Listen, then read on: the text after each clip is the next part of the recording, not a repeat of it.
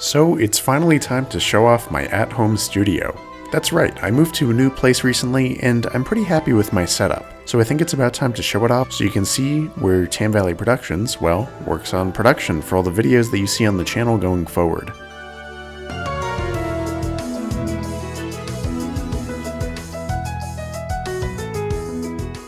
So let's start by walking into the space. It's actually a second bedroom in the apartment, technically, since I moved in with my girlfriend, and we both do a significant amount of work from home. So having a second bedroom as a full office seemed like the best move, rather than having our desk somewhere random. We decided to split it right down the middle, dorm room style, so the whole room feels very eclectic, while each side is cohesive in its own way. So let's focus on my side, of course. First up, we have this record player and record player stand that I'm happy to have a set area for. I bought this Audio-Technica record player early on in college, since I'm a huge music fan, and I wanted to invest in a semi-high quality device, rather than those cheaper ones that you see at places like Urban Outfitters. For my listening purposes right now, I'm happy with this setup that has this funky checker pattern contact paper on the side drawers, some of my favorite records, and a nice corkboard with some photos of my friends, which always makes me happy to look at. And here are a few of my favorite records. I would say that I have a pretty broad music taste, and a lot of my favorite albums I don't even own on vinyl quite yet, but I'm happy to build up a small collection.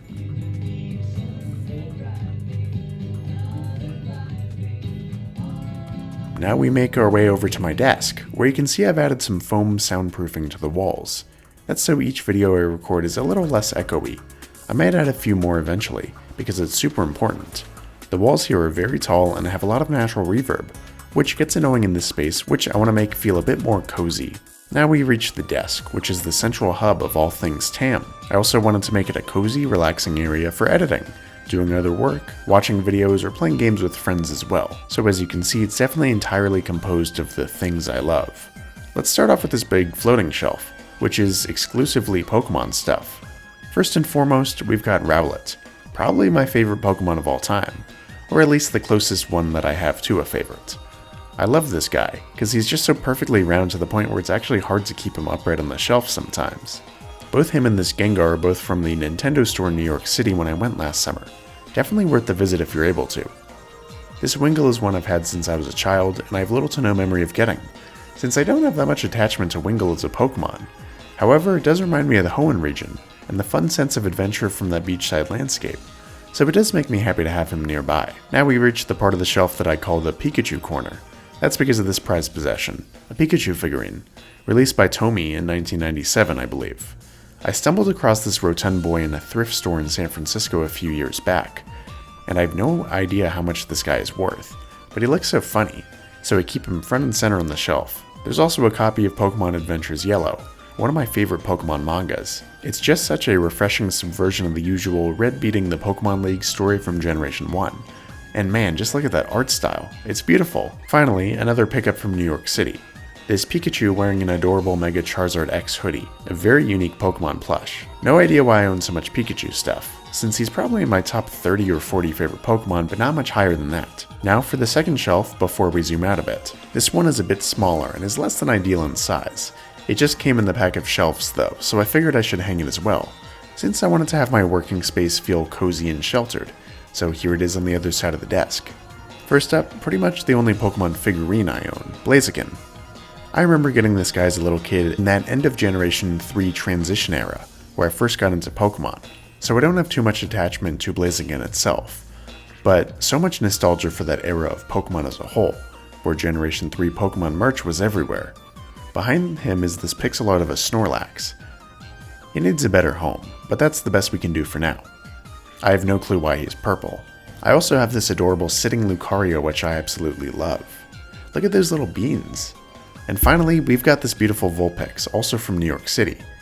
Yeah, I went on a pretty big haul when I went.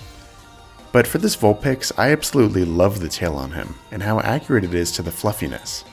I love Pokemon plushies that capture the exaggerated or memorable features of a Pokemon design well, without making them look weird or bad due to the plush nature. And hiding behind these guys is a copy of Pokemon Mystery Dungeon, Genji's Rescue Team, another great manga. Now let's zoom out to see how it all comes together. Just like I said, I like having these floating shelves so I don't just have a huge two-dimensional wall. It makes the space feel cozier to have some dimension coming out, and it gives me a space to display stuff and switch it around once in a while, which I'm excited to do. As you can see, I went for a gallery wall style when it came to the art, which has a whole bunch of random Pokemon stuff. I like that the wall has a mixture of cohesive black frames to make it look neat, while also having mixtures of color and style to make it more fun. Starting from up here, the biggest one, this adorable print of various grass-type Pokemon over on Etsy. I'll link each independent artist's work down below, so please make sure to check it out if you'd like. I love how cozy this one feels, a common element in my space when it comes to Pokemon art. I love the art of Pokemon just relaxing either in their natural habitat or in a fitting setting. Seeing their personalities and qualities on display like that gives me a lot of inspiration for videos, honestly. I also might switch this individual piece out eventually, so I can put it in the kitchen. I think it would work awesome in that space, just given the garden tie-in. Next to it, I've got this Poliwhirl chilling in Ecruteak City. This is actually a TCG piece by Naoyo Kimura, first printed in 2009 in the Japanese Pokemon TCG expansion, the Soul Silver collection, and later in the West. Though I'm very neutral towards Poliwhirl, Ecruteak City is incredibly nostalgic to me, one of my all-time favorite Pokemon settings. So seeing those autumn leaves and the bell tower just chilling there is incredibly nostalgic to me. Here's a pair of two similar pieces, a Charmander and a Bulbasaur, both from Paulo Murillo art, also on Etsy. I love these ones for the same reason that I love the grass-type garden piece. It's so calming to look at, and the cherry blossoms are just so pretty. Down here between my soundproof panels, I've got this sticker of the evolutions from some unknown creator. I got this randomly at a comic book shop in Santa Cruz, California, and it looks so awesome. I have always loved the evolutions nearly equally, though a special shout out to Leafeon for looking so majestic and Umbreon, because when I adopted my kitten a few months ago, I almost named him Umbreon due to his gray fur coating. His name is Bowie though, after David Bowie, one of my favorite musical artists. Isn't he just the freaking cutest?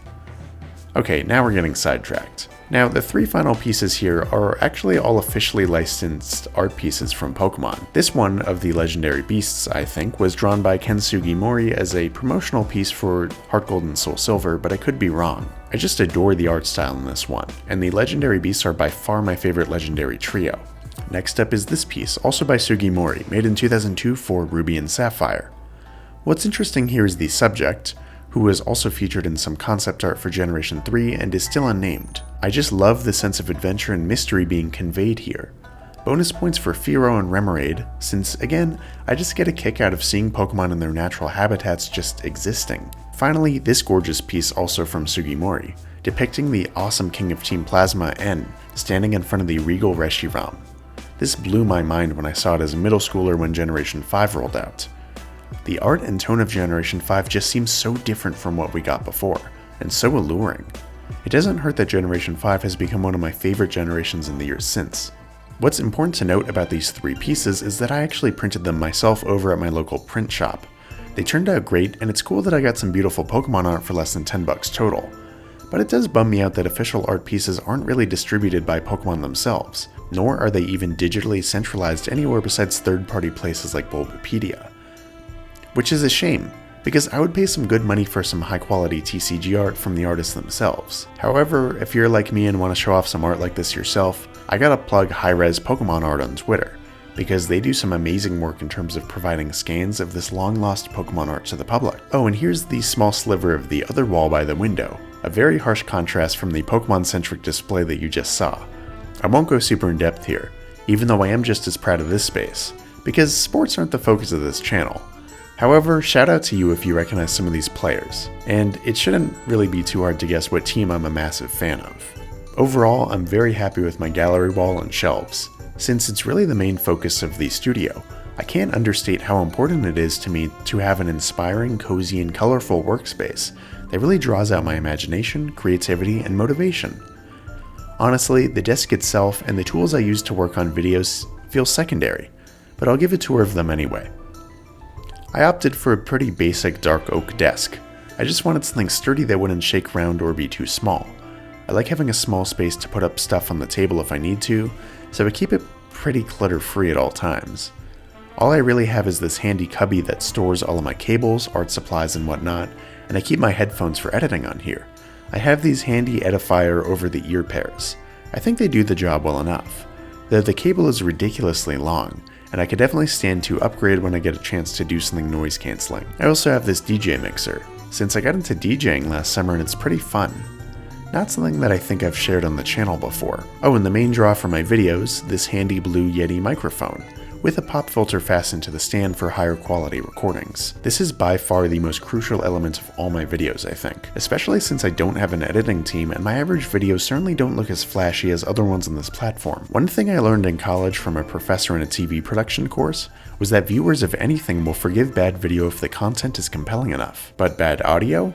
They'll switch it off immediately.